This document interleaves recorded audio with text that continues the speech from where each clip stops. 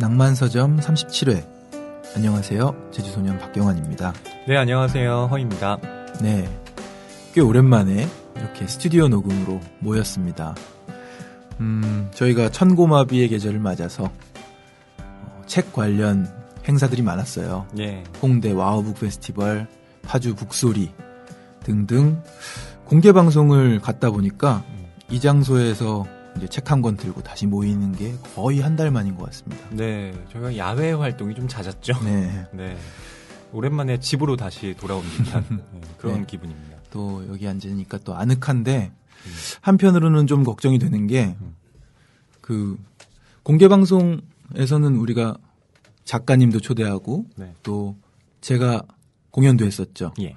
그리고 옥수사진관이라는 팀도 와서 함께 라이브를 하고 하다 보니까 굳이 책을 많이 읽지 않아도 되는 그런 시간들로 네. 오히려 천고마비의 계절인데 책을 많이 읽어야 되는데 덜 읽었어요. 그러다 보니까 그 책 읽는 습관이 어느 정도 잡혀가던 중에 습관이 사라지는 경험을 했습니다. 네, 그러게 역시 네. 공부는 꾸준히 해야 된다고. 그러니까요. 네, 중간에 놓으면 벼락치기를 하는 것처럼 네. 또 책을 읽다가 왔는데 네. 네, 오늘은 또 메이블 이야기라는 소설이 기다리고 있습니다. 네, 저희 오랫동안 댓글 소개 못 해드렸는데요. 여러분께서 저희 게시판에 남겨주신 댓글 소개를 좀 해드릴게요. 네. 먼저 이 공개 방송에 오셨던 분들 중에서 짧게 남겨주신 분들이 있습니다. 은방울 4507님. 오늘 좋은 책 소개받고 멋진 음악 감사합니다. 낭만서점 구독 열심히 할게요. 남겨주셨고, 명랑병소연. 어떻게 읽어야 될까요? 명랑병소연. 예. 오늘 최고였어요. 힐링 자주 올게요 하셨습니다. 네. 네. 그리고 구해증명에 대한 댓글도 굉장히 많습니다. 네, 많이 있습니다. 구해증명 인기가 아주 폭발이네요. 네, 그때 뭐 사람을 어떻게 먹느냐, 네, 이런 네. 잔혹스러운 장면, 뭐 이런 얘기를 했던 게 기억이 나는데요. 먼저 이응님이 남겨주셨는데요. 구해증명 잘 들으셨다고 뭔가 처절한 느낌이 드는 소설이네요. 어렸을 때부터 성인이 될 때까지 서로 떨어질 수 없을 정도로 그들을 묶어두었던 게 무엇인지, 왜 서로에게 그렇게나 집착하게 된 것인지, 단편적인 내용이 아닌 감정적인 배경이 궁금해져요.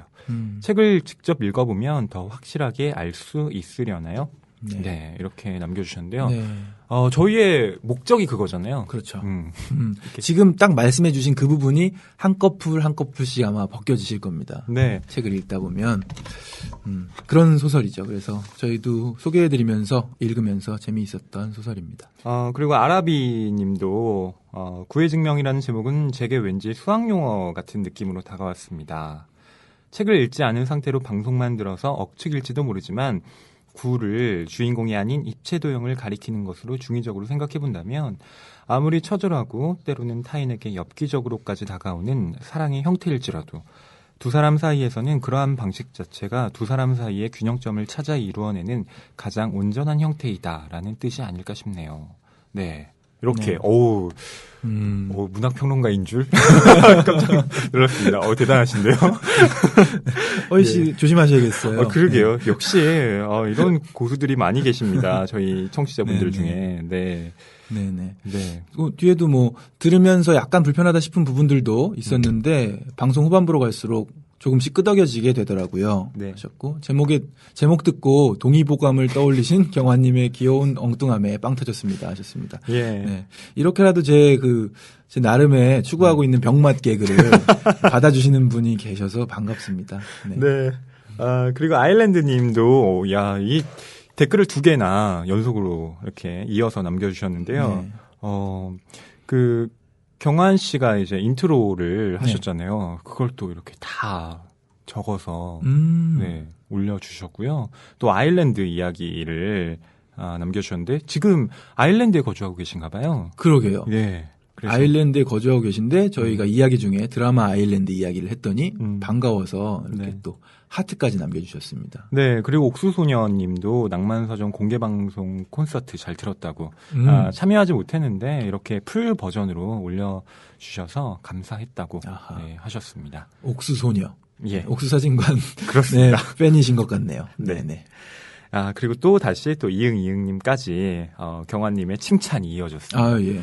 요즘 경환 씨의 매력이 계속 네. 예, 여러분들에게 아무래도 익숙해지시는 것 같아요. 네. 제 매력은 늘 존재했지만 알아채기까지는 좀 시간이 걸리네. 약간 이제 딜레이가 됐던 네네. 그 기간이 이제 단축이 된 거군요. 네. 예. 저희 댓글 남겨주신 분들 중에 두 분, 네, 추첨해서 드리려고 하는데요. 어떤 분 드릴까요? 일단은 예. 저는 옥수소녀님 예. 드리고 싶네요. 예, 옥수소녀님. 네. 네. 역시 옥수사진 팬으로서. 네. 옥수소녀님과, 저는 아일랜드님, 예, 드리고 싶은데요. 지금 아일랜드 거주하고 계시다고 하시잖아요. 그러게요. 저희 방송 들으시면, 저희가 해외 우편으로도. 배보다 배꼽이 더 크다는 그 해외 우편? 하지만 그 해외 우편에 지금 PD님이 고개를 절레절레 흔들으셔서, 대신 저희 이북이라는 게 또 있지 네네. 않겠습니까? 그렇군요. 예, 교보문고 상품권이라도 보내드릴 수 있을 듯 하니, 네. 네. 그 남겨주시면 저희가 또 따로 연락을 드리겠습니다. 네. 책이 가득한 그리고 소설을 사랑하는 책방. 이곳은 낭만 서점입니다.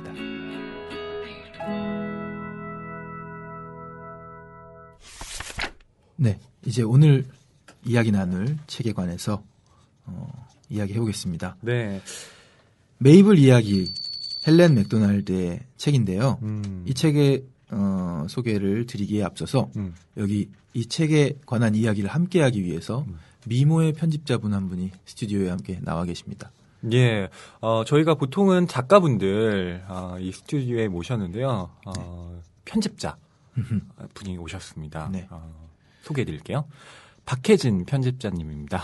네, 안녕하세요. 박혜진입니다. 네, 민음사라는 출판사의 네. 편집자이시고 오늘 소개해드릴 메이블 이야기라는 책은 판미동에서 나왔길래 제가 잘 모르고 이게 어떻게 된 일이냐 했더니 네, 판미동과 이제 민음사는 한 가족인 걸로 네.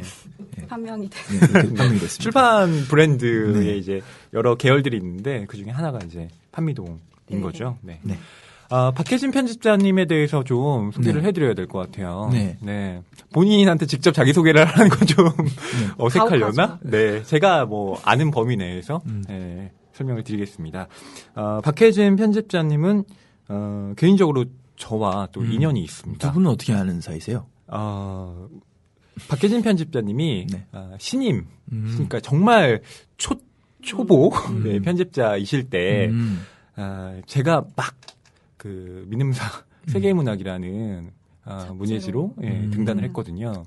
그때 제가 세계문학에서 처음으로 비평을. 원고를 청탁받아서 썼는데 그때 편집을 맡아주신 분이 바로 박혜진 편집자님입니다. 그럼 은사님이신가요? 저의 그 뭐랄까요? 예, 저의 그 초보적인 글부터 이렇게 다 꼼꼼하게 봐주셨던 또 제가 글을 이렇게 보내면 이렇게 잘 고쳐주시고 하시기 때문에 제가 처음에 썼던 글보다 편집자님 이렇게 매만져준 글이 이렇게 좋구나. 레이먼드 카버에게 왜 편집자가 필요했는지 그런 걸 알 수 음반으로 따지면 프로듀서 같은 거네요. 영화로 따지면 영화 감독일 테고 네. 그런데도 좀 잘 안 드러나는 분야 같아요. 그렇죠. 책의 편집자라는 네. 거는 저자만 더 많이 드러나고 네, 아무래도 좀 그런 네. 경향이 있죠. 그만큼 맞습니다. 대단한 일을 하고 계신 박혜진 편집자님을 모시고 오늘 메이블 이야기라는 책을 이야기해 보겠습니다. 그리고 저 한 가지 더 말씀드려야 돼요. 네. 박혜진 편집자님은 문학평론가이기도 합니다. 아하. 예. 신춘문예. 선배님이시네요. 저의 선배님. 예, 또 문학평론가로는 제가 먼저 등단을 했죠. 얽히고 설킨 관계예요. 그렇군요. 나중에 저 신춘문예로 등단하셨는데요. 네. 이렇게 훌륭하신 박혜진 편집자님 모시고 오늘 메이블 이야기 진행해 보려고 하는데요. 먼저 작가 소개를 경환 씨가 해주시죠. 네. 헬렌 맥도널드. 이 책의 작가인데요. 시인이기도 하고 일러스트레이터, 역사학자, 동물학자이기도 합니다. 케임브리지 지저스 칼리지에서 연구교수로 일했으며 현재는 케임브리지 대학교 역사학부와 철학부에서 학사과정과 석사과정 학생들을 가르치고 있습니다. 전문적인 매 조련사로 유라시아 전역에서 펼쳐진 맹금류 연구와 보존 활동에 참여했고 매, 세일러의 물고기 등의 책을 썼습니다. 야생 참매 메이블을 길들이며 아버지를 잃은 슬픔을 견뎌나가는 과정을 담은 메이블 이야기로 세뮤얼 존슨상과 코스타상을 받았다고 하네요. 예. 박혜진 편집자님은 이 저자 소개를 이렇게 읽으시면서 네. 어떤 생각이 드셨나요? 좀 다채롭다라는 그런 생각 안 하셨어요? 그러니까 작가가 보통 그냥 작가, 뭐 시인 네. 이렇게 그렇죠. 보통 한 가지 일만 하는데 네. 이분은 역사학자기도 많이 하고 동물학자기도 한데 더 특이한 건 일러스트레이터면 그림도 그리신다는 얘기네요. 네. 음. 그런 생각을 했어요. 다채롭다. 근데 거기서 조금 더 하자면, 여기는 그 글쓰기가 어떤 장르로 구분이 돼 있는 게 아니라 글쓰기로 통합이 돼 있다. 그러니까 여기 뭐 시인, 일러스트레이터, 역사학자, 동물학자로서 다 글을 쓰셨던 것 같고, 네. 지금 차기작도 아마 나올 예정인데 그게 시집일 가능성이 크다고 하더라고요. 그러니까 영역 간의 이동이 굉장히 자유롭고 그게 논픽션을 잘 쓰는 저자들의 특징이지도 않을까? 네, 그런 생각이 들었어요. 네. 경화 씨는 어떠셨어요? 그러니까 굉장한 지식인이구나 느낌을 받았고요. 케임브리지야 막 이러면서 네네. 그리고 놀라셨던 거 아니에요? 학사과정, 석사과정 학생들 다 가르치고 있고 그런데 또 매조련사도 하신대잖아요. 그러니까 뭔가를 이렇게 굉장히 깊이 있게 예. 깨달은 분이 아닌가 그런 느낌을 그냥 받았습니다. 네. 뭔가를 깊이 깨달았다. 네.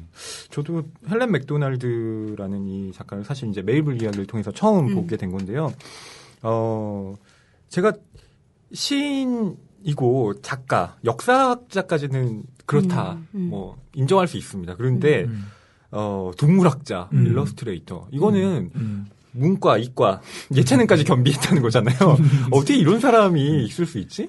이렇게 연구를 계속 하는 사람이잖아요. 아무래도 그런 집중력과 또 외부적인 활동을 많이 하면서 느낀 어떤 현장의 활동력 이런 것도 겸비한 사람이라는 생각도 듭니다.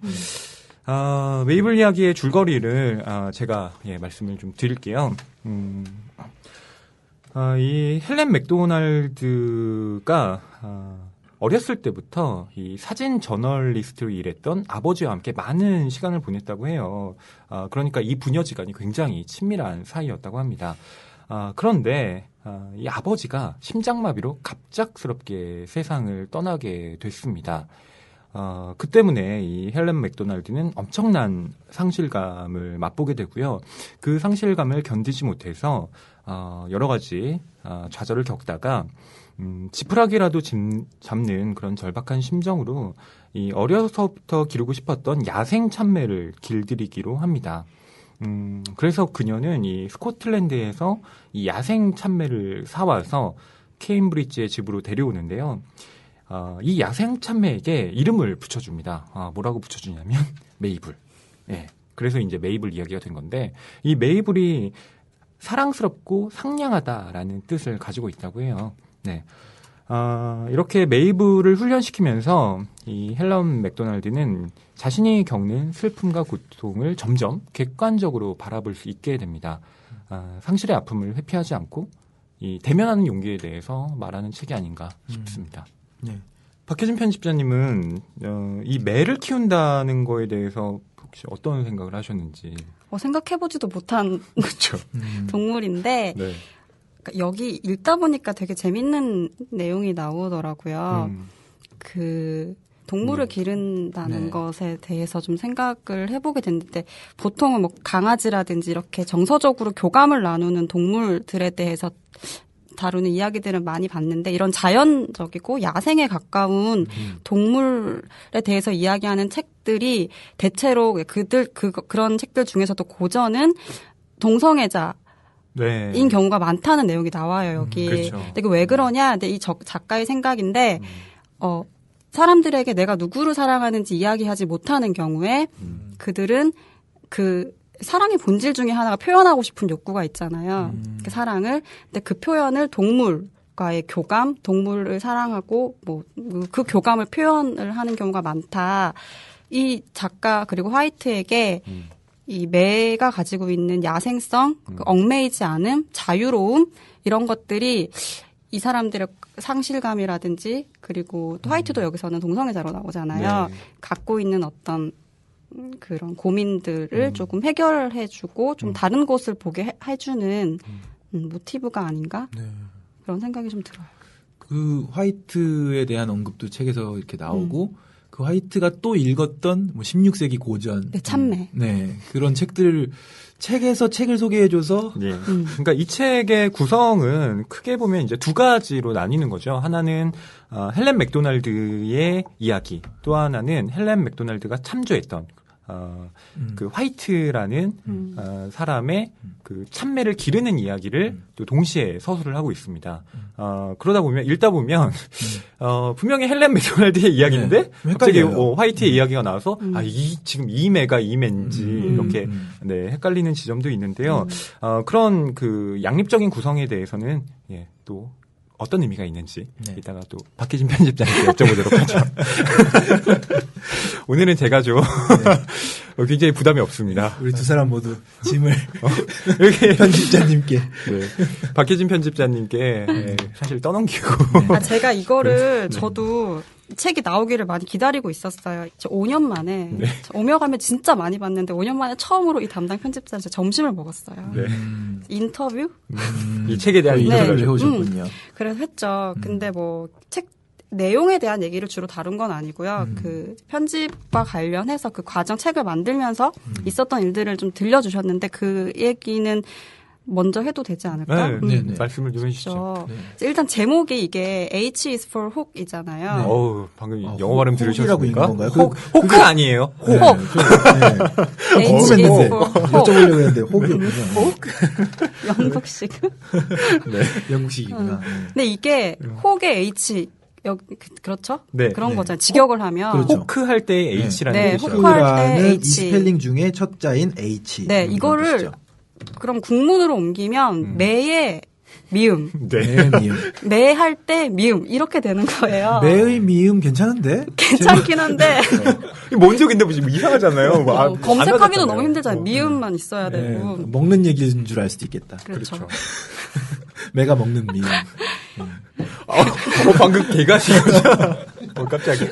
네. 머리가 하얘지네요. 네. 그래서 이제 제목을 바꿔야 되는데 편집자들은 이렇게 이제 외서 들어올 때 제목 결정할 때 고민이 많아요, 사실. 저도 그런 경험들이 있는데 그래서 일단 다른 일본이랑 뭐 독일이랑 이런 데에서 어떤 방식으로 어떤 제목으로 책이 출간이 되나 기다리고 있었던 거죠. 근데 2015년도에 이게 상을 받았으니 판미동에서는 올해 내야 된다. 물 들어왔을 때 노를 저어야 되니까 빨리 내야 된다. 명언이죠. 물 들어왔을 때 노져야 그렇죠. 되는 거. 저희는 그런 속도, 시간 그럼요, 중요하잖아요. 민감하죠. 그래서 내고 보니 영국 다음으로 전 세계에서 제일 빨리 낸 거예요. 역시 한국이야. 네. 그래서 참조할 얼리 만한 아답터들의 나라. 참조할 만한 다른 제목이 없었던 거고 뭐 어떤 방식으로 할까 하다 처음에 뭐 참매 이야기 어쨌든 조금 부드럽게 이게 너무 표지가 세기 때문에 그리고 원제를 이렇게 어느 정도는 지금 표기를 같이 해야 되고요. 예.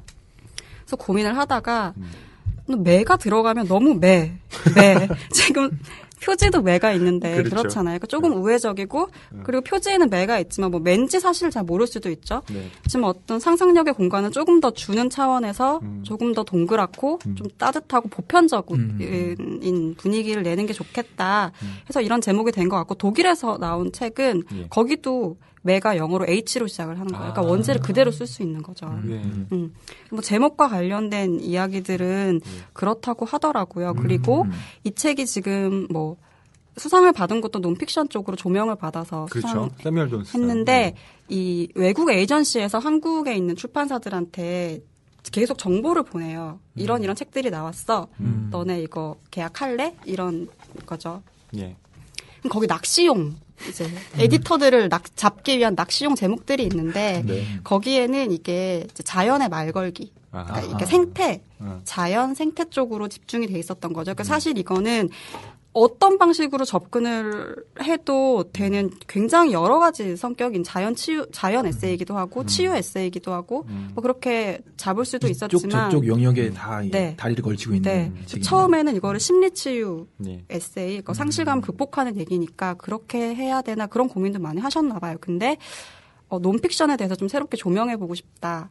그리고 문학이라는 것이 꼭 어떤 픽션이라는 상상의 도구로만 도달할 수 있는 가치가 아니라 논픽션이라는 장르에 대해서 조금 더 좀 그 영역을 열고 싶었던 게 있었던 것 같아요.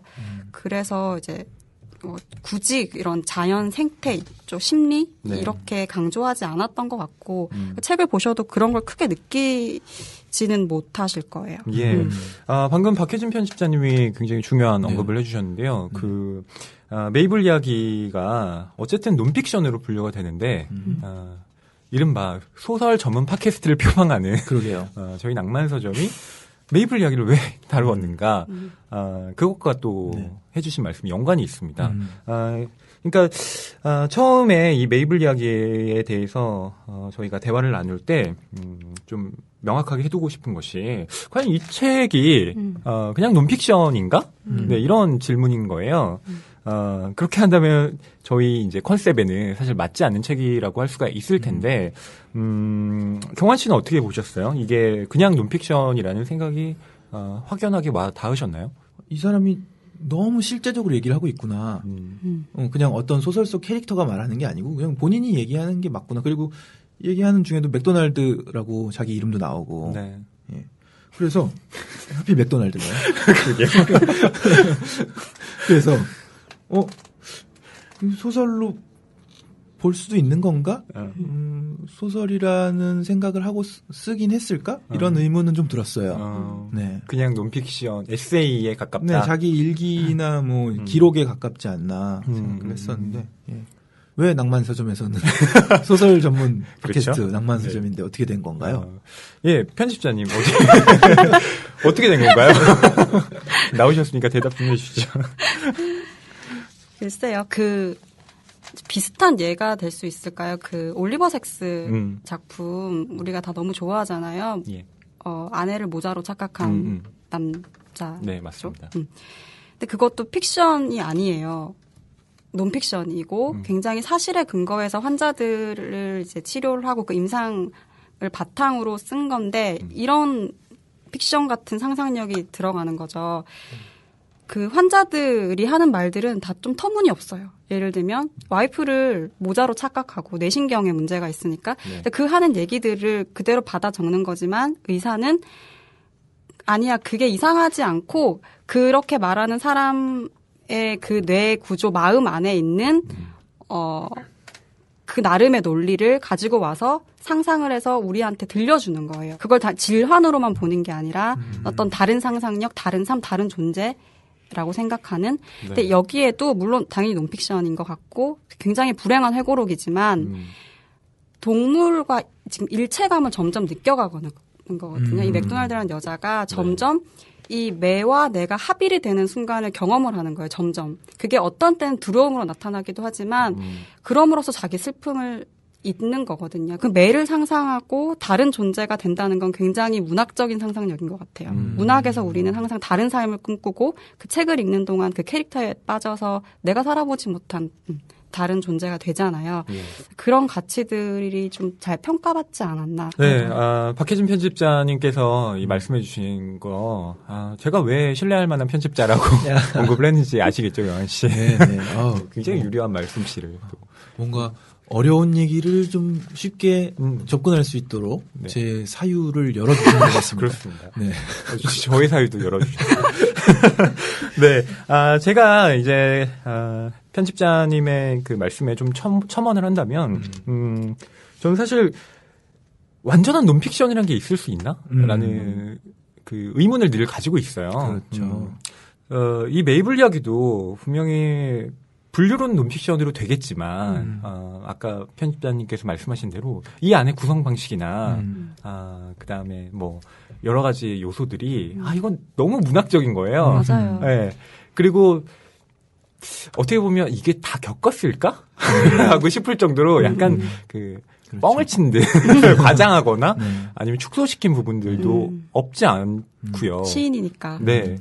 그러니까 이 작가가 경험한 독특한 경험, 매를 키운다는 건 독특하니까요. 그 독특한 경험 안에서 번져나가는 어떤 새로운 문학적인 문장들이 이제 또 소설로 볼 수 있는 요소를 만들어준 게 아니라 단순히 문학적인 문장뿐만이 아니라 저는 이 화이트의 이야기를 일부러 집어넣은 것이나 네. 그리고 이 구성의 어떤 방식 그리고 자기가 생각을 쓰고 그 다른 사람들의 말을 끌어들여서 이렇게 전개시켜 나가는 방식 자체가 이 사람이 거의 소설을 쓰고 있구나 네, 싶었어요. 맞아요. 그 논픽션이라는 개념 자체가 그렇게 뭐 뿌리가 있는 개념이 아니에요. 이게 어느 출판사, 제가 기억하는 건 출판사일 건데 그 한 해 동안 뭐 나왔던 작품들 베스트셀러 정리하는 거죠, 일종의. 근데 발표를 할 때 픽션은 픽션인 거죠, 소설이니까.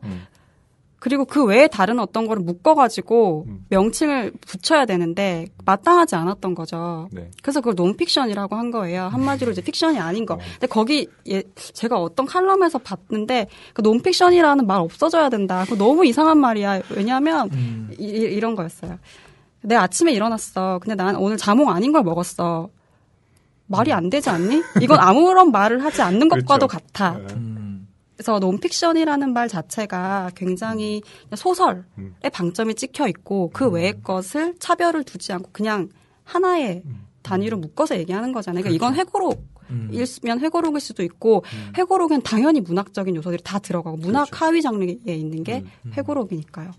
뭐 에세이라고 하면 에세이 당연히 문학적이죠. 거기에 대해서 사실성 여부를 그렇게 뭐 정색하고 우리 묻지 않잖아요. 그러니까 논픽션이라는 말이 가지고 있는 거에 조금 좀 자유롭게 생각을 해도 될 것 같아요.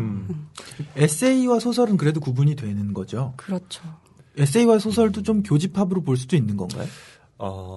사실 그 장르를 그게 뚜렷하게 구분하려고 하는 건 연구자적 욕망이에요. 그런데 실제로 어떤 현상들을 보면 그렇지 않은 경우가 훨씬 더 많습니다. 뭐 음악에서도 그렇잖아요. 네, 음악 장르도 사실 마찬가지인데 이게 반드시 일렉트로닉이냐, 네. 뭐 이게 반드시 그렇죠. 뭐 포크냐 이렇게 나누기도 애매한 그렇죠, 현대 음악들이 많고요. 네. 소설에서 네. 제일 중요한 게 뭐냐라고 했을 때 뭐 주요한 이론은 있을 수 있겠죠. 근데 소설에서 캐릭터가 너무 중요하다라고 생각하는 사람한테 이 책은 소설적일 수 있어요. 왜냐하면 여기 나오는 화이트라는 인물은 제가 봤을 때 너무 매력적이고 너무 특이한 인물이에요. 너무 그 동성애 코드가 여기서 사실 굉장히 강하거든요. 그리고 제가 많이 읽은 건 아니지만 동성애를 다루는 텍스트 중에서 이렇게 세련되고 흔한 구도, 동성애를 다룰 때 흔히 이제 만들게 되는 구도에서 좀 벗어나 있으면서도 지금 이 화이트는 동성애자고 그리고 그 어떤 삶의 피폐함을 극복하는 하나로 고스란 자기 매를 길렀고 근데 이 주인공은 이 화이트 그리고 화이트의 그 참매라는 책은 이 주인공한테 바이블 같은 거잖아요. 네네. 근데 이 주인공은 반드시 레즈비언이라고 볼 수 없고 남자를 만난다. 네, 남자 만난다는 얘기가 나오는데 그 부분마다 약간 일탈로서 남자를 만나는 것 같아서 어쩌다. 약간 뭐 근데 적어도 근데 조금 더 보편적인 사람에게 더 영향을 주고 있고 그러니까 그렇죠. 그런 방식이라든지 볼 때 화이트라는 사람의 캐릭터는 굉장히 매력적이고 소설적이라고 볼 수도 있고요. 네. 화이트는 실존 인물로 보면 되는 건 실존 맞죠? 인물이에요. 네, 실존 인물. 네. 네. 64년도에 죽었는데 아서왕 관련된 책이 굉장히 유명한 작가. 보통 우리나라에는 아더왕. 그렇죠. 아서왕이라 그러면 여러분 뭔가 싶으실 텐데요. 아서왕. 원탁의 기사들 있잖아요. 마법사 멀린 나오고. 네. 그겁니다. 저 어렸을 때 좋아했던. 네. 네, 메이블 이야기의 어떤 장르에 대해서 낭만 서점이 다룰 수 있는 책이라는 거에 대해서 저희가 이야기를 해봤고요. 어쨌든 저희 정체성도 있기 때문에 네. 매에 대해서 이렇게 색다르게 자신의 고통을 치유해가는 방식으로도 쓸 수가 있구나. 좀 놀란 그런 독서 체험이었는데요. 상실감이라는 거에 대해서 저희가 또 이야기를 해봐야 되지 않을까 싶습니다. 네. 이런 영어 어휘가 있다. 비리브먼트 혹은 비리브드, 비레프트 모두 없다, 빼앗다, 훔치다, 강탈하다 라는 뜻의 고대 영어 비레아 피안에서 나왔다. 강탈당하다, 빼앗기다. 그런 일은 누구에게나 일어난다. 하지만 우리는 그것을 혼자서 느낀다. 충격적인 상실감은 아무리 노력해도 공유할 수 있는 게 아니다. 그 시절 나는 친구 몇 명에게 이런 말을 했다. 상상해봐. 너희 가족이 한 방에 있다고 말이야. 맞아. 온 가족이 다. 너희가 사랑하는 사람들이 다 모여 있어. 그때 누군가 방에 들어와 너희 가족 모두의 배를 때리는 일이 벌어져. 가족 하나하나 다를. 정말로 세게. 그래서 다들 바닥에 쓰러져. 알겠어? 그러니까 모두 같은 종류의 통증을, 똑같은 통증을 겪는데 각자 고통에 시달리느라 바빠서 완전히 혼자인 것 외에는 다른 건 느낄 수가 없는 거지. 이건 바로 그런 거랑 비슷해. 네, 헬렌 맥도날드는 갑작스럽게 사랑하는 아버지를 잃었습니다. 네. 그 상실감을 정말 견딜 수가 없었고, 그 혼자만의 고통을 느끼게 되는데요. 그때 느꼈던 아픔을 이렇게 비유적으로 친구들에게 설명을 했던 거죠. 친구들에게 이런 방식으로 설명을 했는데 친구들이 알아들었을지가 일단 조금 의문이 드는데, 네. 저도 몇 번을 이 부분을 읽었거든요. 네. 그래서 오기 전까지 읽는 동안은 이해가 안 됐었는데 이 자리에서 낭독을 하니까 조금 이해가 되네요. 복부를 가격당한 그 고통. 네. 네. 고통의 고유성이라고 해야 될까요? 박혜진 편집자님은 이 장면 어떻게 읽으셨나요? 저도 여기 줄쳐놨어요. 예. 이게 언젠가 저도 겪게 될 일이잖아요. 모두가 겪게 될 일이고 어렸을 때부터 저 항상 그 생각을 했었거든요. 엄마가 돌아가시면 어떡하지? 아빠가 돌아가시면 어떡하지? 초등학교 때부터 그걸 꽤 많이 생각했어요.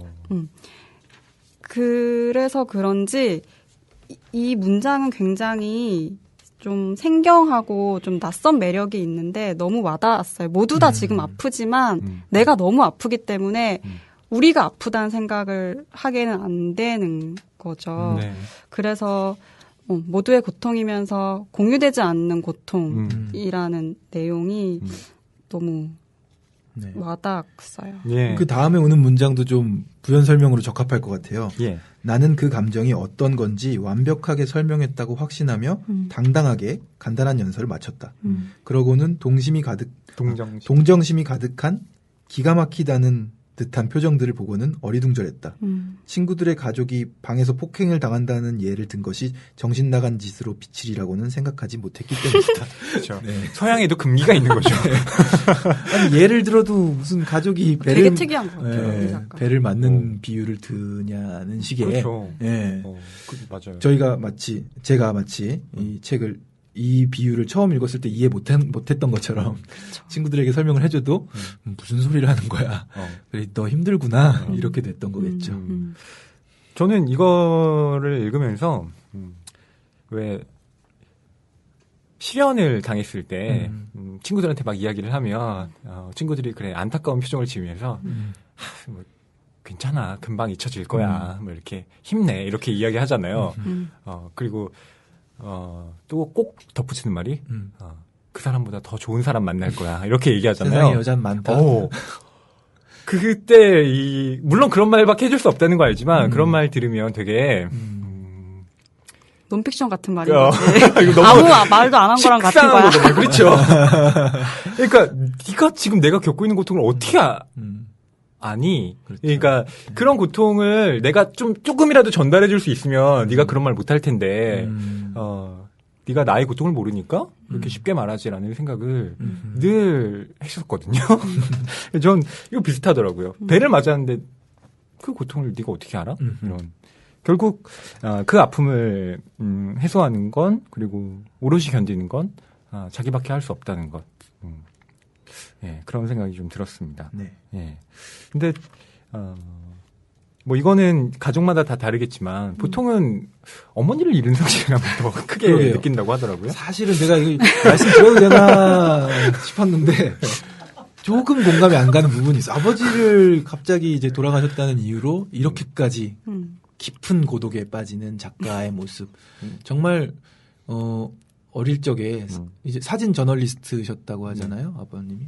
아버지를 따라다니면서 정말 많은 추억을 쌓고 많은 시간을 공유했구나 이런 것도 좀 상상할 수 있었습니다. 네. 네. 뭐 편집자님 어떠셨어요? 그냥 아버지를 잃었을 때의 고통. 네. 정말 매를 이렇게 키우고 싶으실 정도의. 이 아버지가 좀 특이했던 분 같아요. 과거를 떠올리는 장면, 뒤로 가면은 이제 조금 더 편안하게 아버지와의 기억을 떠올리는데, 네.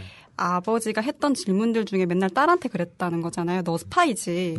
딸이 무슨 행동하면, 야, 너 스파이지. 그래서 아닌데? 그러니까 마피아 게임을 하시나요? 근데 그런 대화가 가능한 부녀지간이라는 건 사실 좀 저로서는 상상하기 힘들지만 또 이상적이기도 하고 너무 부럽기도 하고 그러니까 아버지가 또 비행기에 굉장히 관심이 많은 사진작가, 비행기에 미쳐있는 사진작가고 아버지 덕분에 매에 대해서 알게 된 거고 어릴 때부터 유달리 아버지와의 그 유대관계가 돈독했던 것 같아요. 그렇군요. 네. 네.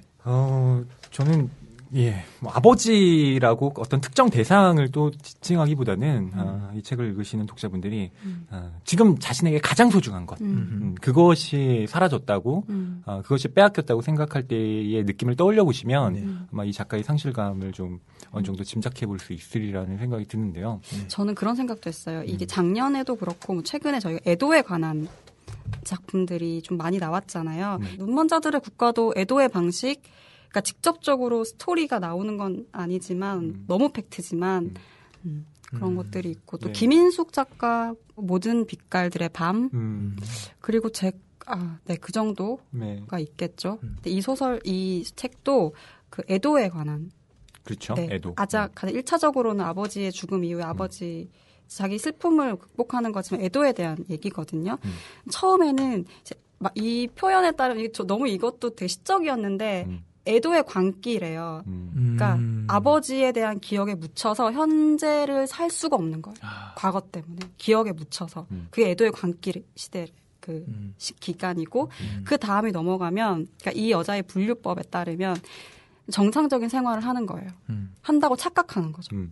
근데 그게 정상적인 생활이 아닌 거고 그렇죠. 그 시기를 넘어가면 세상이 다 슬프게 느껴진다는 거예요. 그 다음을 넘어가서 지금 이 헬러 맥도날드가 찬매라는 거를 생각을 해낸 거거든요. 나한테 매가 있었지.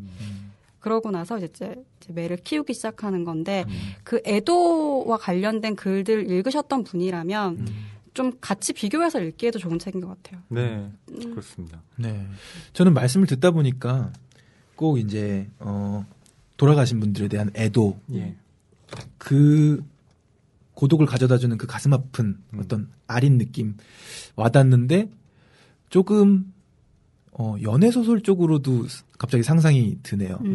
어떤 치열한 전 냉정과 열정 사이 내지는 뭐 제가 그런 아주 가슴 아픈 이별 노래를 썼을 때 그런 감정들. 페어웨어. 예.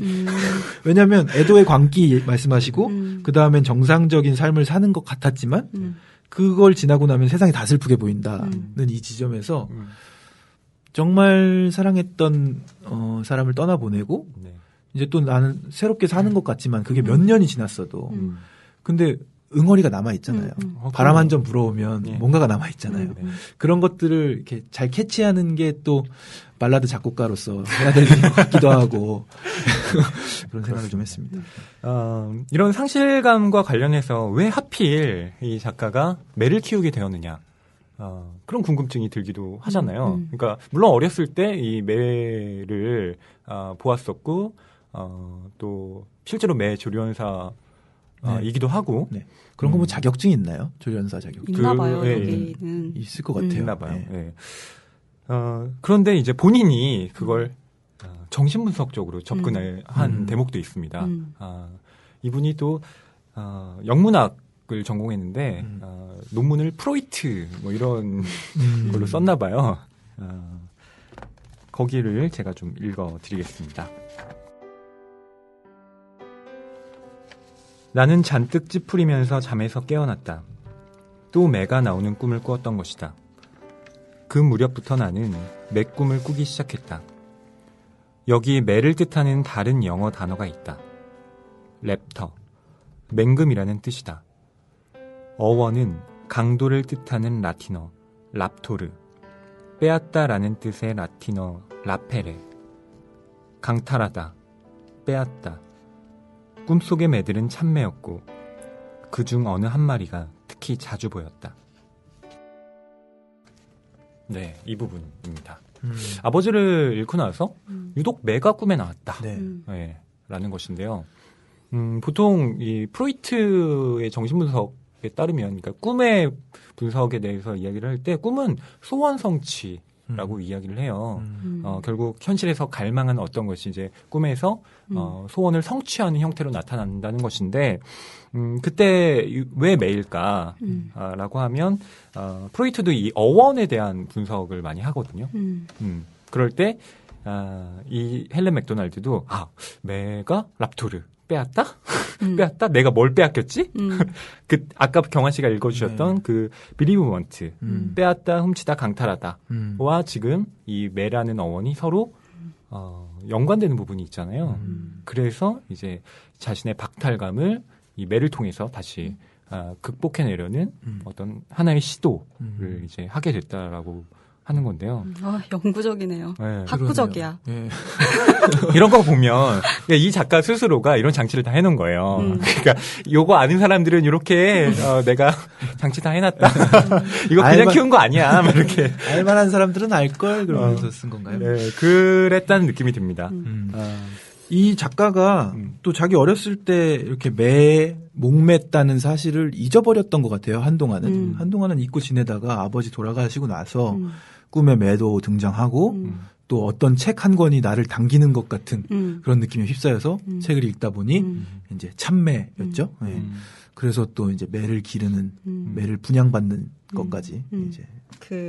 주인공이 화이트를 자기 동일화하는 경향이 강한 것 같아요. 그 화이트를 빌려서 자기의 심리를 대신 이야기하는 것 같기도 하고, 그러니까 화이트는 정말 그냥 단순히 중간에 삽입된 사람 정도는 아닌 건 확실한 것 같거든요. 예. 근데 화이트가 자신의 매 고스를 대할 때를 보면 화이트는 고스를 조련시키지 않아요. 길들이지 않고 오히려 어차피 매는 길들여지지도 않는다고 하고 막 놔도 한 일주일 안 보고 돌아오면 다시 그냥 원상 복귀. 그리고 길들였다고 해서 날려보냈을 때, 그러니까 여기 길들일 때 보면 항상 줄을 가지고 날리기 연습을 하잖아요. 근데 어느 순간이 되면 줄을 놓고 매를 날려보내야 되고, 매가 돌아올지 않을지는 알 수 없는 거죠. 그렇죠. 그 불확실함 속으로 자기를 밀고 들어가야 되는 게 이 매를 기르는 일인데, 어쨌든 화이트는 고스의 그 길들여지지 않은 자유분방함, 그리고 그 느껴지는 사리, 어떤 야생성 이런 것들을 굉장히 좋아했고 본인이 자기를 숨기면서 오랜 시간 살았어요. 화이트는 이것도 재밌더라고요. 그 화이트는 자기가 사랑을 할 때 사랑을 받을 확률이 적잖아요. 확률적으로. 그렇죠. 그 시대 상황도 그랬고요. 네, 그때. 그러면 사랑이라는 게 너무 쓸쓸하고 사랑을 줬을 때 받을 수 없을 확률도 높고 제일 중요한 건 내가 탁월한 사람이 되는 거다. 그게 제일 중요했대요, 이 사람한테는. 그래서 탁월한 인간이 돼서 사랑을 하는 거죠. 네. 그렇게 되기 위해서 자기를 끊임없이 가꾸고 정말 너무나 훌륭한 사람들이 봤을 때 완벽한 남자가 됐지만 그건 다 자기의 허위고 과식이었던 거죠. 그렇죠. 그래서 매를 항상 동경했고 그 매의 자유로움, 그 자체로 자기의 본성대로 살아가는 거. 그랬던 게 이 주인공한테도 그런 고스의 모습이 메이블한테 왔을 거라고 보고 그 메이블 새가 갖고 있는 슬픔 따위에 이렇게 움직여지지 않는 삶이 이렇게 흔들리지 않는 그런 강인함을 자기도 갖고 싶었던 게 아닐까? 예. 그런 생각이 들었어요. 왜 하필 참매일까를 제가 또 말씀을 드렸는데요. 가장 길들이기 어렵다 그래요. 그러니까 사람들이 다 헬렌이 이제 키우겠다고 했을 때 말리잖아요. 참매는 당신이 키울 수 있는 게 아니다. 그냥 좀 쉽게 키울 수 있는 다른 그 매들을 좀 키워봐라.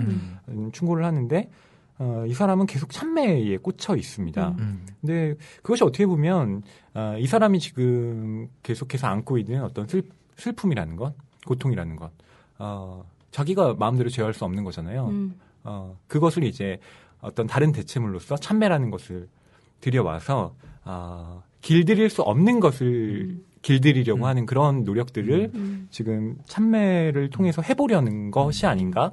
네. 매를 키운다는 건 정말 이 책을 읽었지만서도 상상할 수 없는 일인 것 같습니다. 이 책이 영국 책이잖아요. 영국이 그 페미니즘과 관련해서는 좀 앞서 있는 것 같더라고요. 뭐 여러 그 페미니즘 논의들도 그렇고 네. 참여하는 수준들도 그렇죠. 그렇고 가장 좀 최전선에 있는 것 같아요. 근데 이것도 매과 관련된 건 대체로 남성들의 영역, 남성들이 지배하는 거고 매잡이라는 것도 그렇고. 근데 이 영역에서 이 헬렌 맥도날드라는 여성이 등장을 해서 그것도 아주 깊은 슬픔을 굉장히 남성적인 영역으로 굳어져 있었던 매를 통해서 치유를 한다는 게 그 사회에서는 좀 새로운 도전일 수도 있고 좀 높이 평가받았던 요소일 것 같기도 해요. 이 책이 신선할 수밖에 없는 이유이기도 하네요. 그 해석 굉장히 신선하네요. 네, 페미니즘적 관점에서 네, 좀 새로운 모습이죠. 그러네요. 매의 강인함과 흔히 여성성이라고 하는 것이 이렇게 또 기묘하게 결합이 되는 건데요. 예. 오늘 허희 씨가 이제 보통 때 허희 씨와 제가 방송할 때 제가 느끼는 것들을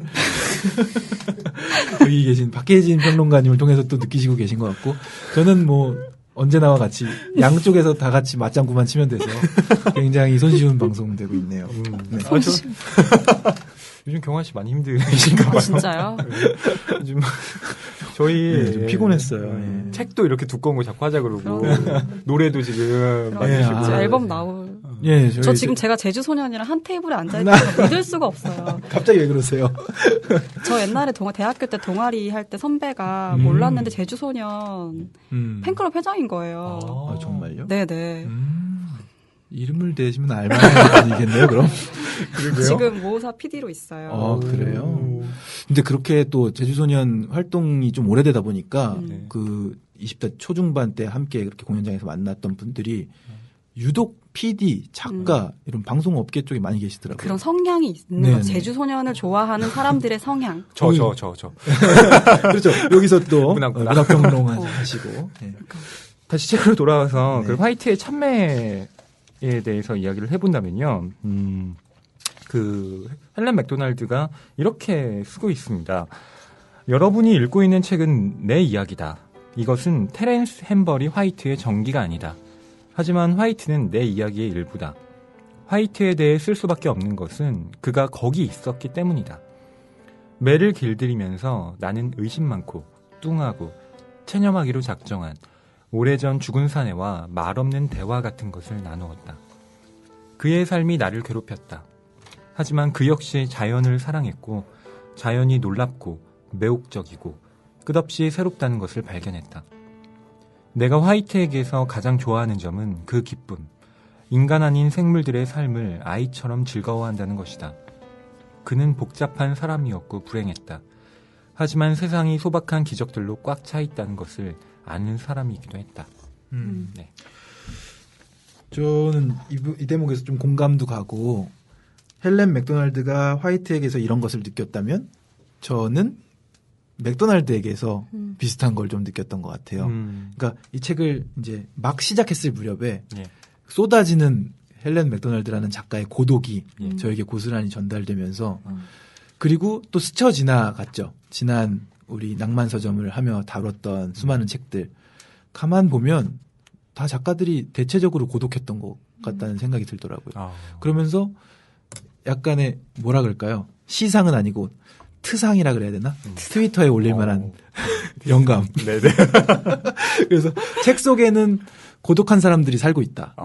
그래서 나는 늘 빠른 템포로 삶을 살아가지만 잠들기 전에는 좀 템포를 늦추고 고독한 사람들과 대화를 나누러 안부를 물으러 잠시 책에 들어갔다. 잠들어가는. 발라드 작곡 같아요. 역시 귤 작곡가야. 네. 역시 세오엘 작곡가야. 뭐 한 3년에 한 번씩 찾아온다는 트상이었어요. 트상. 네. 진짜 멋있다. 고독한 사람들을 만나고. 와, 그럼 사람들 막 이렇게 만나러 가는 그 별 이렇게 막 저장하시고 리트윗하시고 막 그랬죠. 많이. 리트윗이 보통 때 올리는 것보다는 조금 더 됐던 것 같아요. 네. 시적이다. 그런 영감들을 많이 얻어야 되는 것 같아요. 그 독서에서 얻을 수 있는 거라고는 그걸 텐데 그마저도 얻지 못하는 어떤 분주한 삶을 제가 좀 힘들어하고 있습니다. 트윗계 대문호가 되실 것 같아요. 그러게요. 나중에 그 책 내자고 하시는 거 아닐까요? 어디 출판사에서? 네, 뭐 열심히 하겠습니다. 네. 네. 책이 가득한 그리고 소설을 사랑하는 책방. 이곳은 낭만 서점입니다.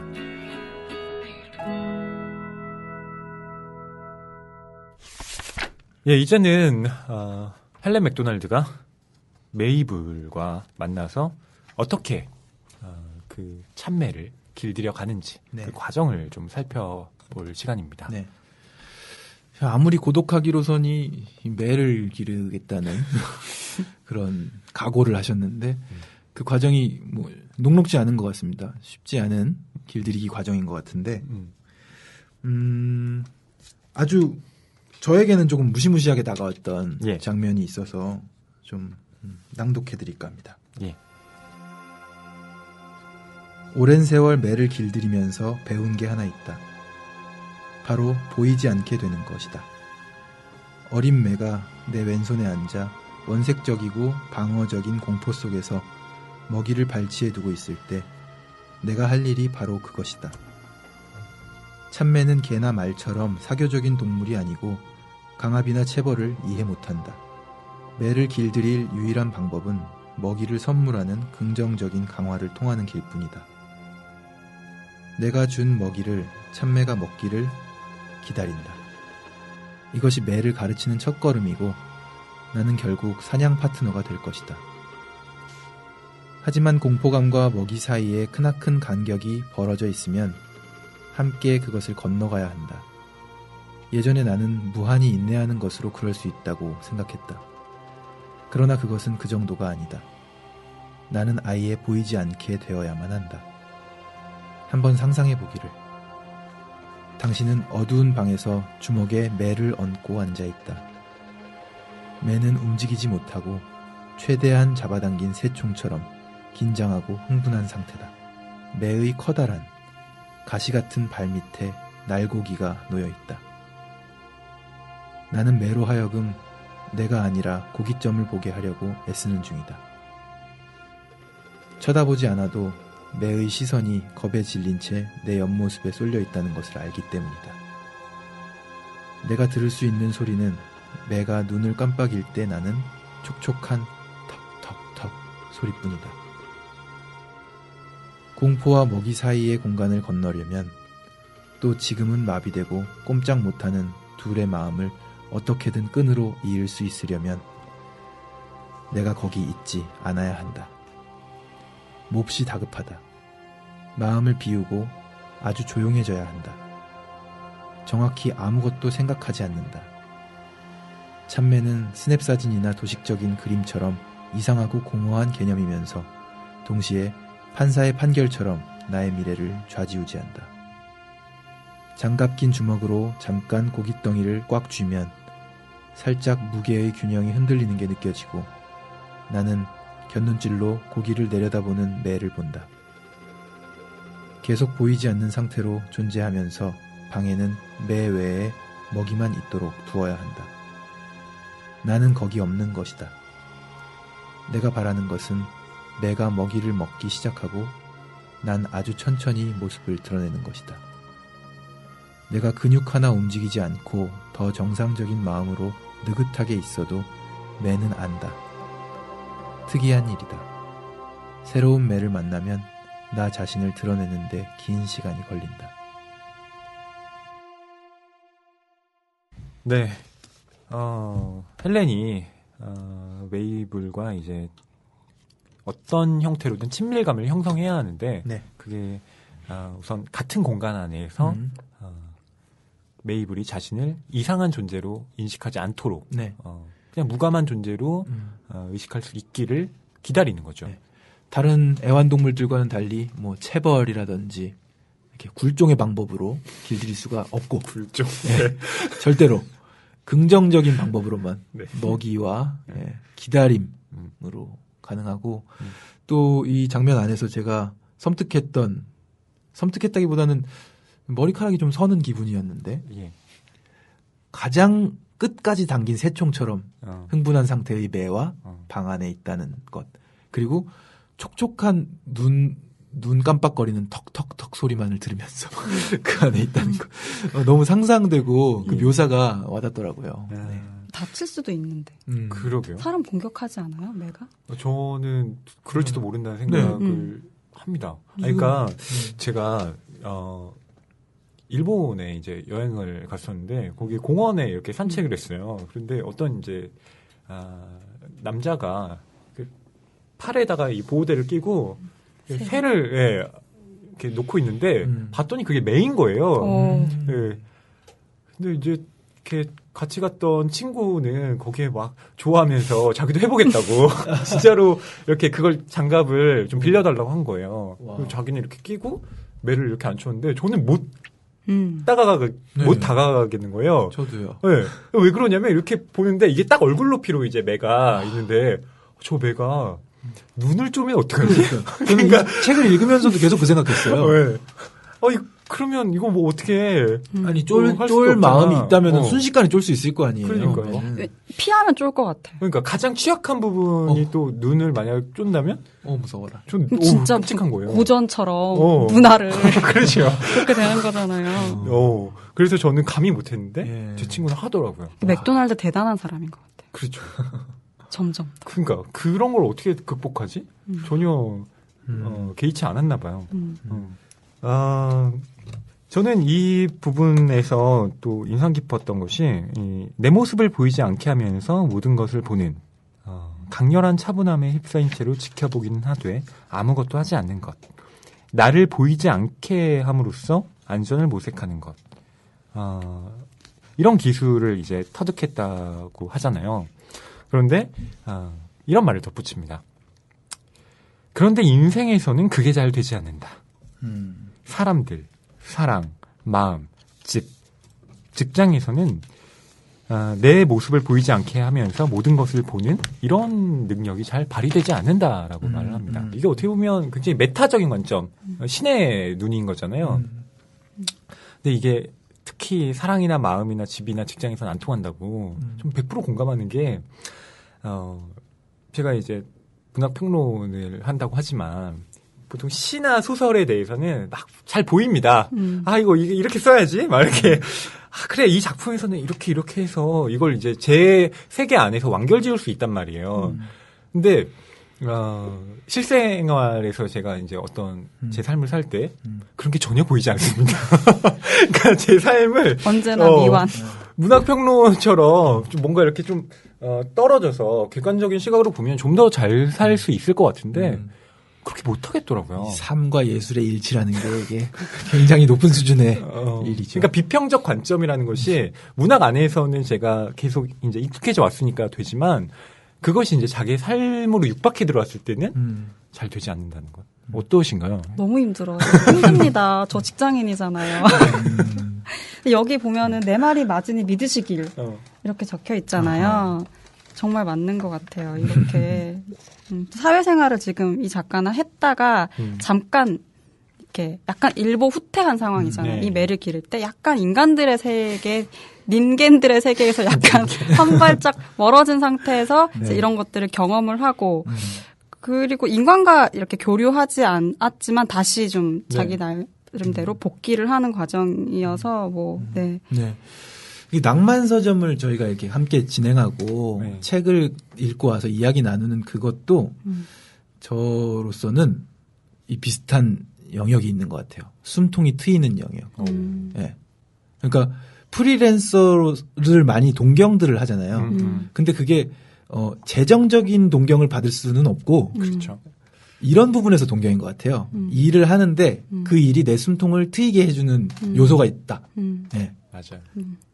많은 사람들이 노래하는 것을 노래하고 이렇게 그걸로 경제 활동을 하는 걸 부러워하는데 사실 힘들 때도 있거든요. 그럼요. 공연 계속하고 뭐 준비된 새로운 것이 준비되지 않았는데 계속 똑같은 레퍼토리로 하고 했을 때는 거의 직장 생활과 맞먹거든요.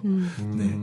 그런 면에 있어서 이 또 낭만 서점으로 책으로 외도하는 시간이 또 저는 또 즐겁기도 하고 그렇습니다. 예.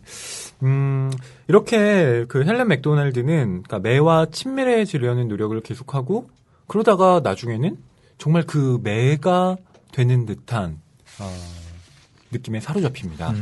그 부분이 또 나와 있는데요. 그 부분은 또 박혜진 편집자님께서 좀 읽어주시면 어떨까 싶어요. 매자비는 매의 몸짓을 보는 게 아니다. 매자비는 매가 느끼는 것을 느끼는 듯하다. 매의 불안은 매자비의 불안이 된다. 시인 키츠가 카멜레온 특성이라고 불렀던 것을 실행한다. 이것은 자신을 다른 인물이나 상황으로 재창조하는 능력을 믿음으로써 자아의 상실과 이성의 상실을 견디는 능력이다. 그런 상상 속 재창조가 내게는 늘 수월하게 일어났다. 너무나 쉬웠다. 자신이 누구인지 잊고 관찰 중인 대상 속에 자신을 넣는 것이 관찰자가 되는 행위의 일부다. 어릴 때 나라는 여자애가 새 관찰을 좋아했던 것도 그런 이유 때문이었다. 그 아이는 자신을 사라지게 한 다음 지켜보는 새 안으로 달아났다. 지금 그 일이 일어나고 있었다.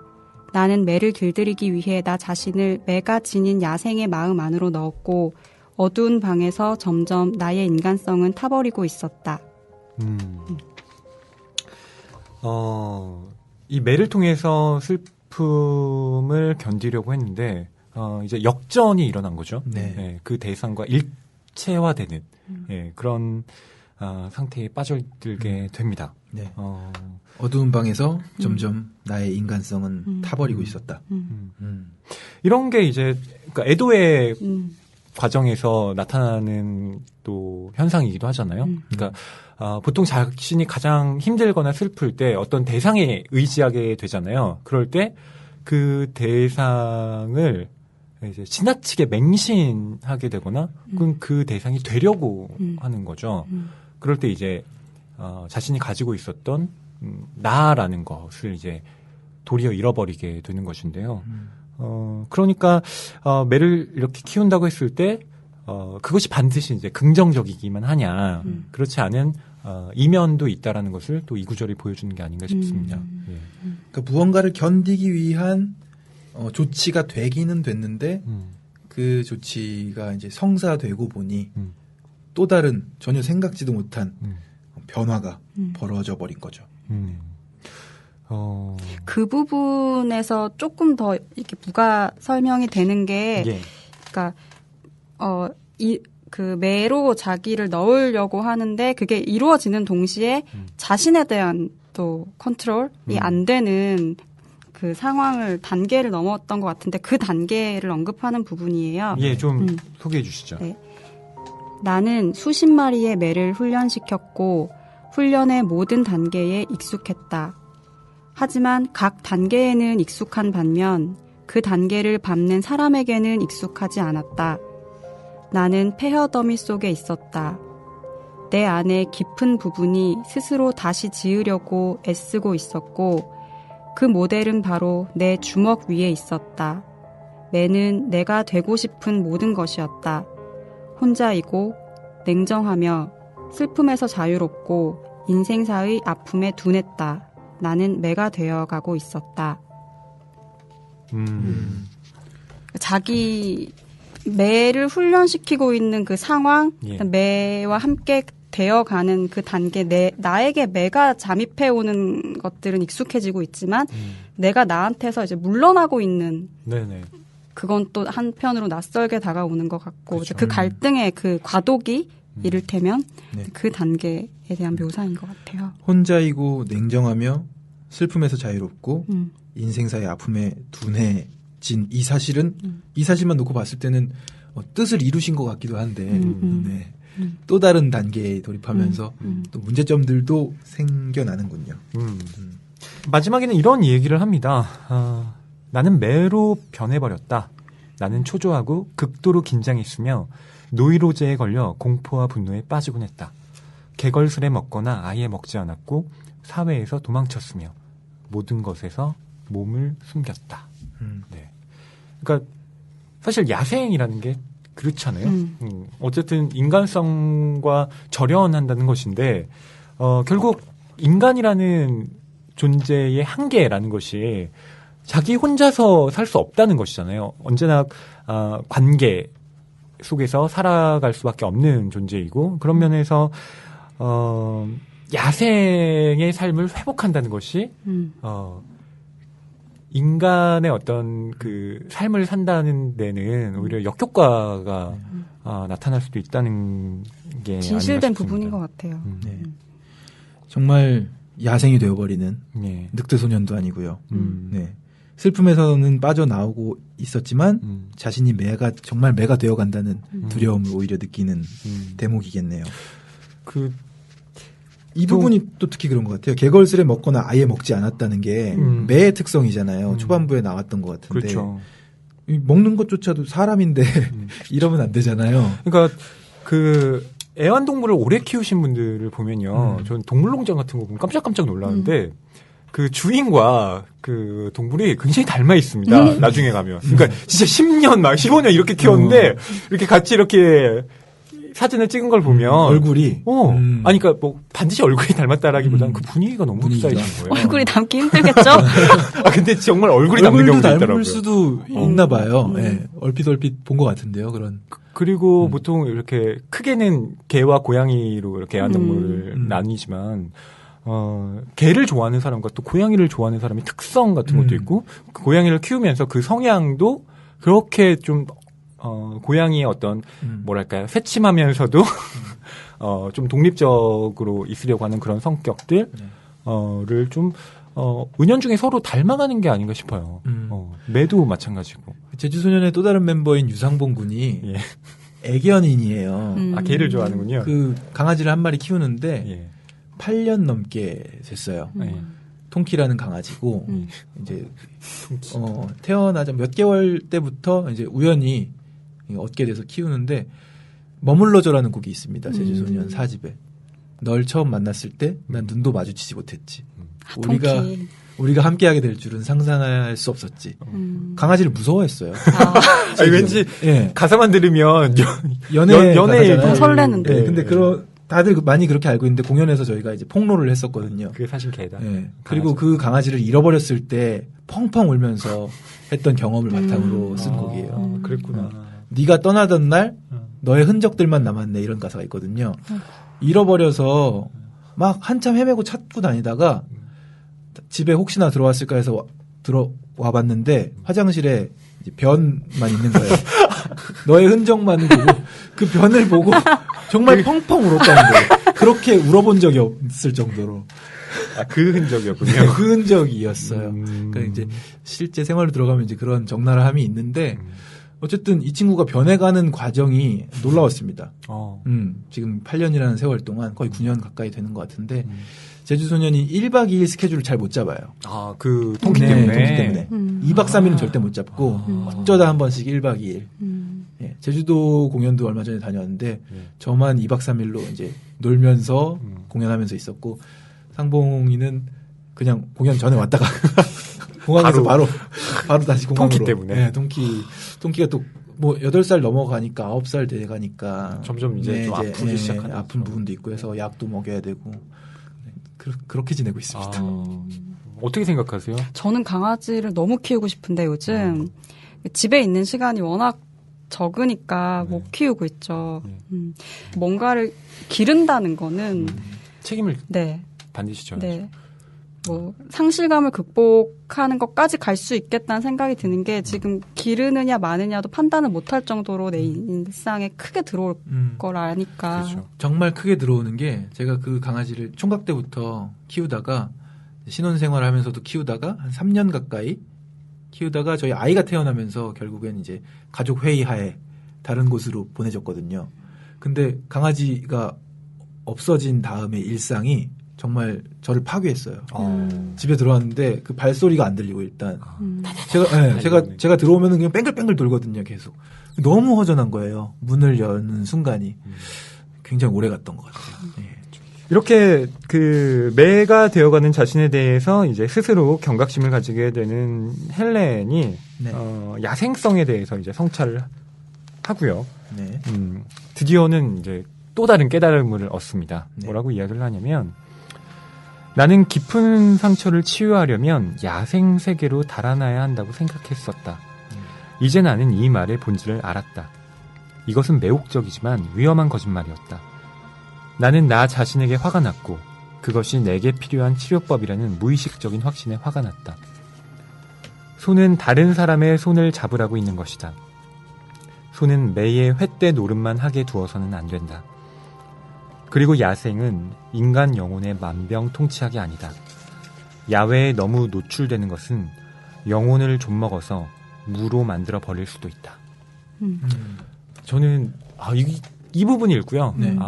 헬렌 맥도날드가 역시 이 비판적인 시각을 갖고 있는 학자구나라는 생각을 했습니다. 보통 이게 이제 자연 치유로 가면 야생이 최고야. 막 야생 뭐 넘버원 이러면서 이제 귀결되는 경우가 많거든요. 근데 예, 마지막엔 다시 반전에 반전을 뒤집는. 그렇죠. 네. 책에 쓰여 있던 것이 실제로는 전혀 달랐다는 이야기도 하고 이것은 매혹적이지만 위험한 거짓말이었다라고 이야기를 해주니 저희에게도 그냥 따라가면서 읽다가 넘어갈 뻔했는데 전환을 가져다 주네요. 그렇습니다. 네. 보통 이 야생이라고 할 때 이제 이 책을 처음 이제 손에 드시는 분들도 아마 그런 생각을 하실 텐데요. 얘 야생 예찬으로 끝날 수 있지 않을까? 이거 그냥 매 키우면 좋다. 이런 얘기로 유혈되지 않을까? 싶지만 그렇지 않음을 이제 이야기를 하니까요. 요즘 TV 프로그램 중에서 그런 산 사람들 다루는 프로그램 많잖아요. 네, 윤택 씨 나와서 네, 산에 살고 계신 분들이 그렇게 많을 줄 몰랐어요. 매번 이렇게 네. 어느 산에는 어떤 분이 사시고 해서 돌 쌓아서 집 네네. 짓고 뭐 거의 전기도 안 들어오는 상황 속에서도 살아가시고 하는 모습들 보는데 그런 분들의 인터뷰에서 간혹 이제 어떤 인간관계의 상처나 세상살이의 어려움에서부터 이제 도피로서 그 생활이 시작된 것처럼 그려지고 또 그냥 아름답게 그려지잖아요. 이렇게 여유롭게 그려지기도 하고. 근데 또 그 인터뷰 안에서의 그 표정이나 그 과거를 회상하시는 장면들 속에서 또 쓸쓸함도 묻어 나오고. 그래서 방금 읽었던 부분에서의 손은 다른 사람의 손을 잡으라고 있는 것이다 하는 문장이 좀 울림이 있는 것 같기도 합니다. 내가 몇 달간 메이블과 지내면서 배운 가장 큰 교훈은 저기 밖에는 사물들의 세계가 있다는 점이다. 그것들은 그 자체로 완전하지만 우리는 그것들에게 우리의 세계관을 받쳐줄 의미를 부여함으로써 납득할 만한 존재로 만든다. 메이블과 함께하면서 상상으로라도 인간이 아닌 기분을 안다면 인간미를 더 느낀다는 것을 알게 되었다. 그리고 우리가 사물에 부여하는 야생을 본래의 야생과 혼동하면서 생기는 위험도 알게 되었다. 참매는 죽음이나 피와 밀접한 사물이지만 잔악함의 핑곗거리는 아니다. 참매는 인간과 아무 상관도 없으므로 매의 비인간성은 존중되어야 한다. 예, 방금 편집자님께서 읽어주신 이 부분이 결국 헬렌이 최종적으로 깨달은 바입니다. 내리고 있는 결론이라고 할 수 있겠네요. 예. 네. 여기서 경환 씨는 어떤 생각을 좀 하셨나요? 네. 마지막 말이 이해가 되는데요. 참매는 죽음이나 피와 밀접한 사물이지만 잔악함의 핑곗거리는 아니다. 인간과 아무 상관도 없는 존재이므로 참매가 매의 비인간성은 존중되어야 한다. 그렇죠. 매가 쪼아먹고 잡아먹고 네. 피를 철철 흘리면서 육식을 하더라도 매다움이잖아요.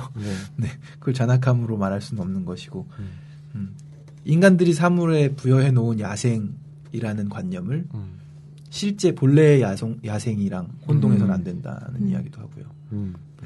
저는 인상 깊었던 문장이 이건데요.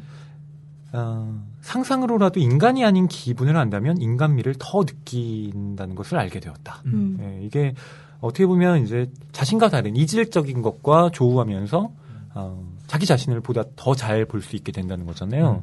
그런 부분에서 이게 논픽션이고 이 작가가 이렇게 있었던 일에 대해서 쓴 거지만 약간 환상문학 같기도 해요. 그렇죠. 네. 그렇죠. 네. 그런 것 같아요. 정말. 환상문학 메이블이 뭔가 그런 거 있잖아요. 지금 허희 씨의 눈망울을 가만히 바라보면 제가 있잖아요. 그렇죠. 그 안에 제 눈망울도 있을 거 아닙니까? 우와. 그걸 통과해서 방금 비명을 지르셨네. 통과해서 네, 통과해서 들어가면은 그 안에 또 다른 세계가 있는 것처럼 지금 이 메이블의 눈을 바라보고 있는 주인공은 다른 그 눈 안에 거의 다른 차원의 세계를 경험한 것 같은 그 기분을 전달해 주는 것 같아요. 네. 그렇죠. 책으로나마. 예.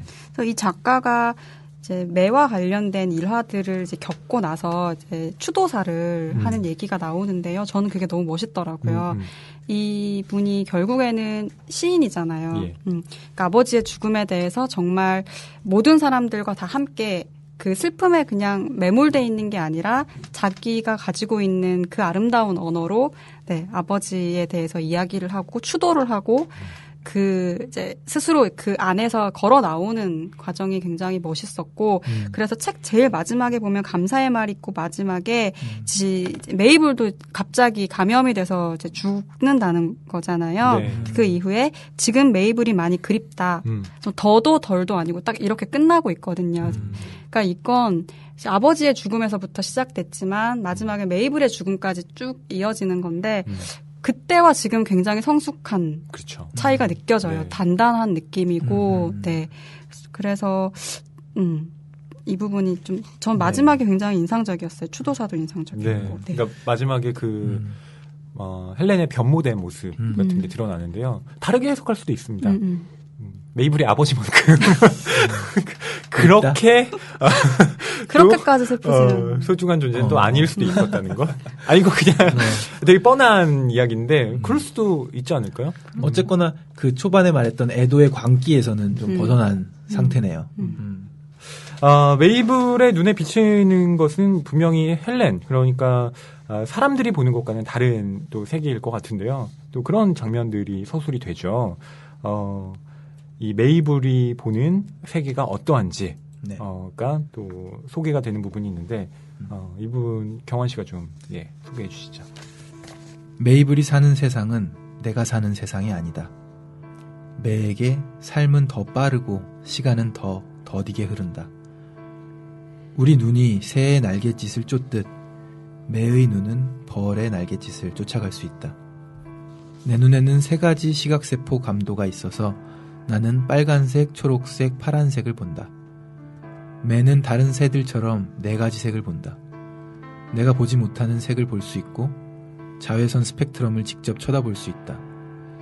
매는 평광된 빛을 볼 수 있고 상승하고 소용돌이쳐서 구름 속으로 쏟아지는 온난 기류도 볼 수 있다. 또 땅 위에 뻗어있는 자력선도 볼 수 있다. 매의 깊고 검은 동공에 쏟아져 들어오는 빛. 매는 내가 흐릿하다고 일반화할 뿐 보지 못하는 것들을 무서울 만치 정확하게 인식한다. 그래서 매의 눈인가요? 그렇죠. 네. 보지 못하는 것들을 다 보니까 강한 이유가 있습니다. 네. 매의 눈을 가진 사람들이. 메이블의 눈에 비치는 세상이 다 다르듯이 또 사람들도 똑같은 세상을 살고 있지만 다르게 이 세상을 보는, 그리고 그렇기 때문에 또 같은 세상 속 다른 삶을 사는 것이 아닌가 그런 생각도 하게 되는데요. 저는 이제 과연 빨간색, 초록색, 파란색 중에 어떤 색을 더 자세히 보며 또 내가 혹시 못 보거나 또는 다른 사람들과 다르게 내가 볼 수 있는 색은 무엇일까? 네, 이런 것들을 좀 고민하게 됐습니다. 근데 사실 제가 다른 사람들에 비해서 더 잘 보는 건 없는 것 같고요. 아유, 왜요? 매섭게 많이 보시죠. 아닙니다. 적어도 저보다는 일주일에 한 몇 개씩은 더 봐서 오시는데. 많이 보는 거랑 예리하게 보는 거랑은 다른 거잖아요. 예리하기도 하십니다. 그래서 좀 고민이 됩니다. 이게 귀도 비슷한 것 같아요. 음악을 들을 때. 네. 그러니까 그냥 천편일률적인 음악들이 만들어질 수 있는 이유는 천편일률적인 귀가 가장 많이 있는 귀들이기 때문에. 그러나 음악이 또 발전할 수 있고 사운드라는 게 계속 개발되는 이유도 또 더 깊은 사운드의 세계를 갈망하고 탐구하는 자들이 또 있기 때문에 발전도 하는 게 아닌가 싶기도 하고. 예, 그렇죠. 그런 또 음악과 문학, 야, 독자, 네, 청취자, 네, 전부 다 소중한 존재들입니다. 네네. 네, 많이 들어주셨으면 좋겠습니다. 네.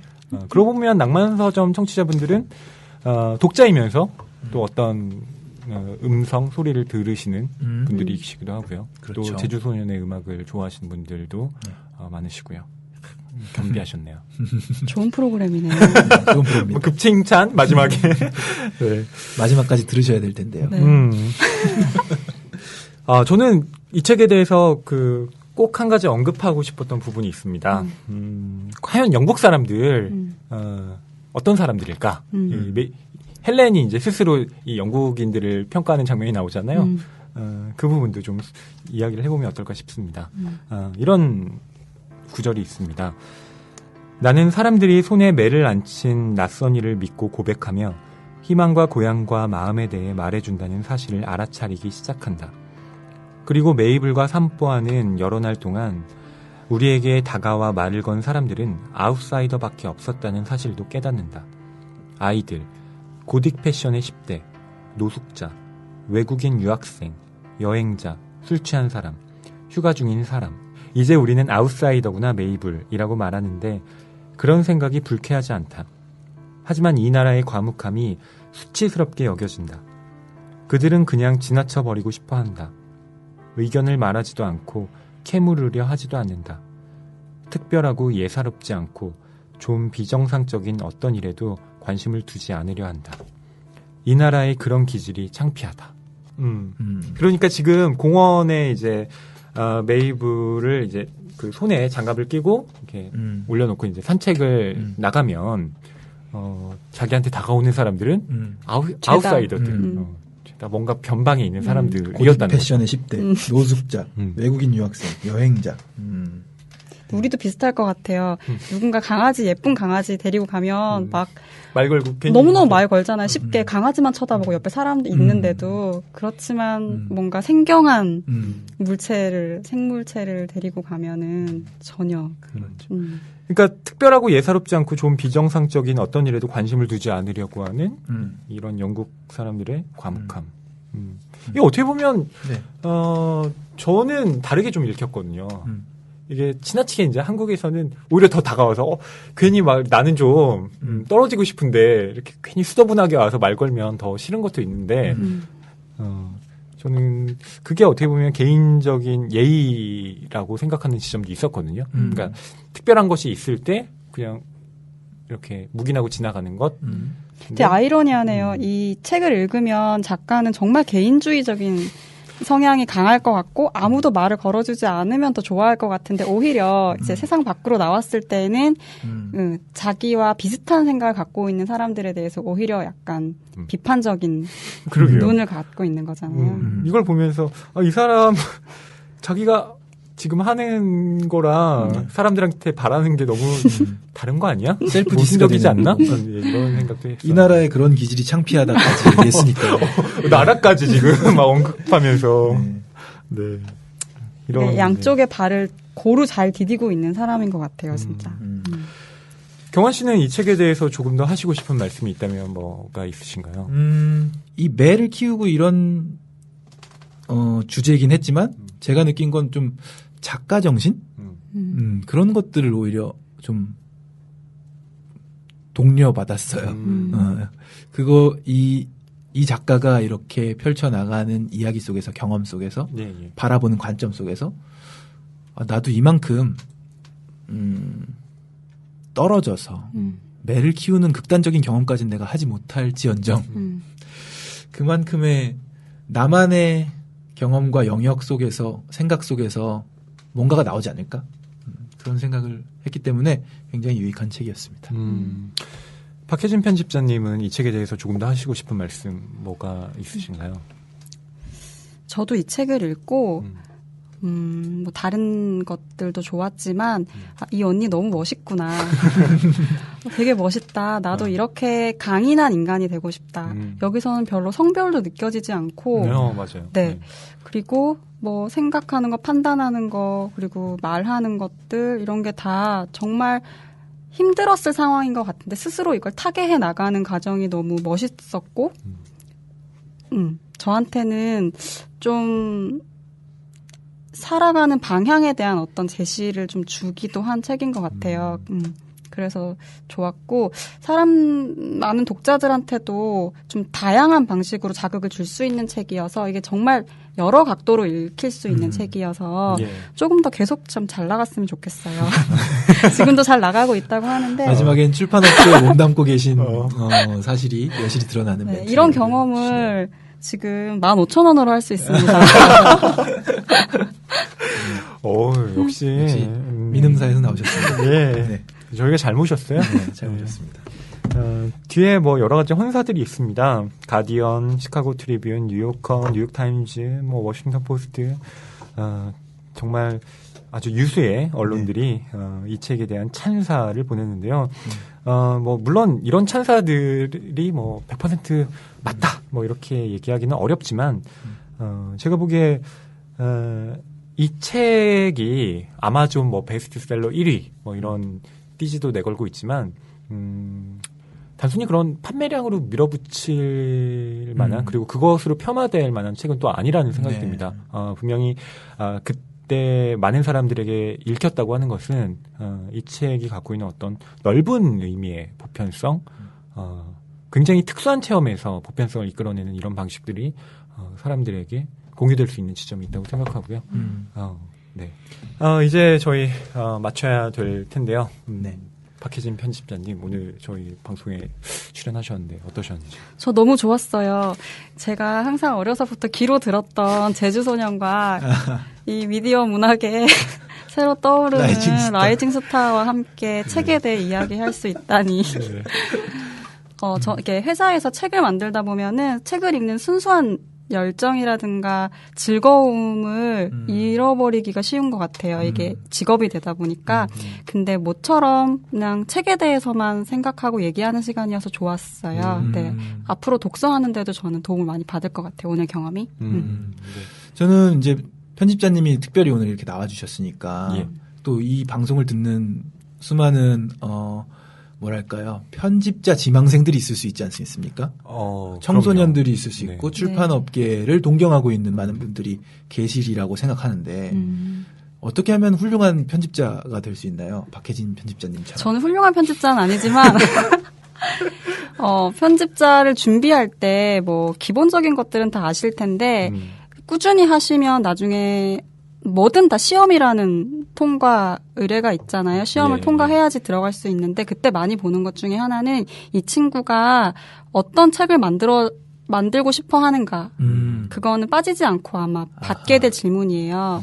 이 사람이 지향하고 있는 목표점이 확실해야 좋은 거군요. 편집자는 책을 만드는 직업이에요. 가장 거칠게 얘기하자면. 그래서 어떤 책을 내가 만들고 싶은가, 그리고 그 책의 구성은 어떤 방식으로 한번 상상해 봤나, 그리고 지금 읽고 있는 책이 뭐냐, 이런 거 꼭 물어봐요. 그때 뭐 데미안 이런 거 얘기하면 약간 마이너스예요.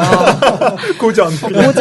누구나 아는. 읽어야 할 책이 아닌 어떤 책을 뭘 읽고 있지? 이런 질문들에 대해서 자신은 어떤 대답을 갖고 있는지 좀 생각을 계속하는 거는 아주 도움이 많이 될 거예요. 그렇군요. 그렇죠. 네. 당신만의 장점, 그러니까 당신만의 특성을 보여줄 수 있는 어떤 책이라는 게 있을 텐데, 그렇죠. 예, 그거를 보여주지 않으면 사실 어필이 되지 않는 거죠.